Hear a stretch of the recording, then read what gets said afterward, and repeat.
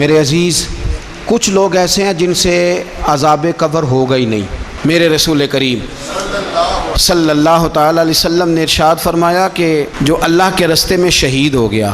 یہ سنن نسائی میں موجود ہے،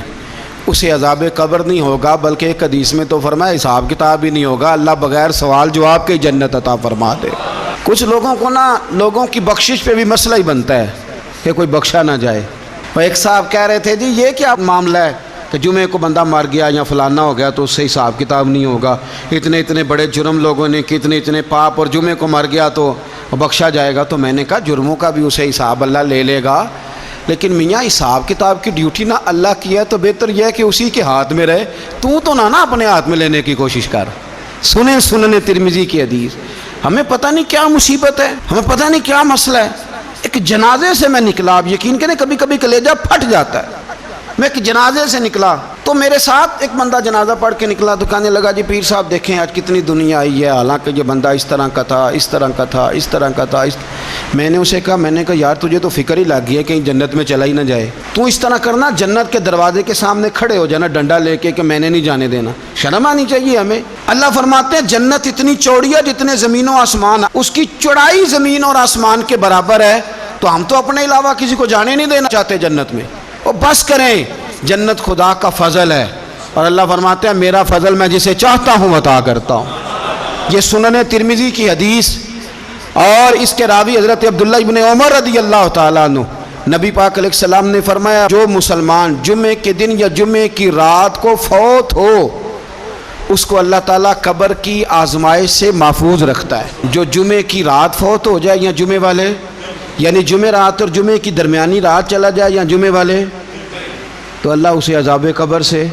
تو میرے عزیز جو بندہ شہید ہو اس سے عذاب قبر نہیں ہوتا، جو آدمی جمعے کے دن یا جمعے کی رات چلا جائے اسے بھی عذاب قبر نہیں ہوتا۔ اور میرے رسول کریم صلی اللہ تعالیٰ علیہ وسلم نے فرمایا جو بندہ ایک دن اور ایک رات،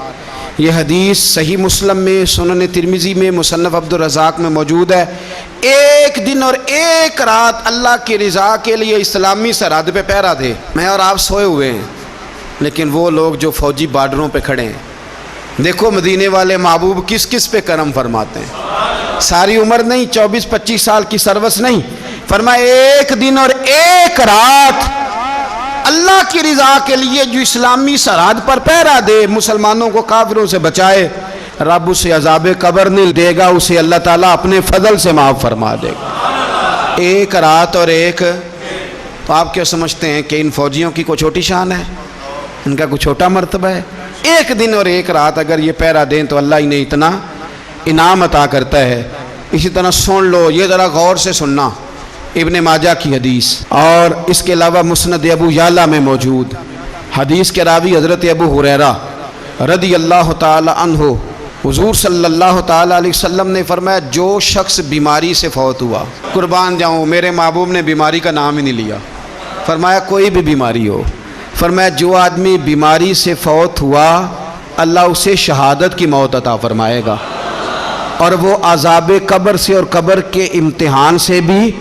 محفوظ رہے گا، اور حضور فرماتے ہیں اس کو صبح اور شام جنت کے باغوں میں سے رزق دیا جائے گا۔ جو کسی بھی بیماری سے مرا، یہ لوگ بیماری سے مر رہے ہیں تو لوگوں نے اچھوت سمجھ رہے ہیں، اچھوت، یہ اچھوت نہیں ہے، اس لیے کہ لوارث نہیں، یہ خدا رسول کے ماننے والے ہیں، تم انہیں اچھوت کہہ رہے ہو، اور مدینے والے رسول انہیں شہید فرما رہے ہیں۔ حضور نے فرمایا جو بیماری سے مرے شہید ہے، وہ قبر کے عذاب سے محفوظ رہے گا اور جنت کے باغوں میں سے اللہ رزق دے گا۔ لوگ کہتے ہیں دیکھو جی بڑا تانگ ہو کے دنیا سے گیا ہے، تو اس بندے کو بھی عذاب قبر نہیں ہوتا۔ اسی طرح جو بندہ سورہ ملک پڑھتا ہے، سنن ترمذی میں حضرت ابن عباس سے روایت ہے کہ حضور صلی اللہ علیہ وسلم کے ایک صحابی نے ایک جگہ خیمہ لگایا تو وہاں سورہ ملک پڑھنے کی آواز آتی، کوئی بندہ پڑھنے والا نظر نہیں آتا تھا۔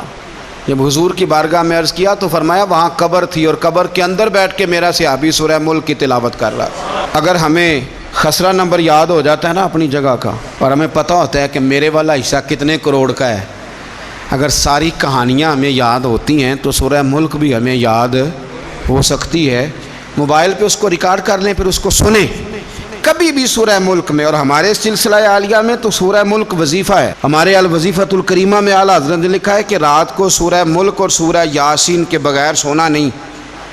سورہ ملک اتنی شاندار صورت ہے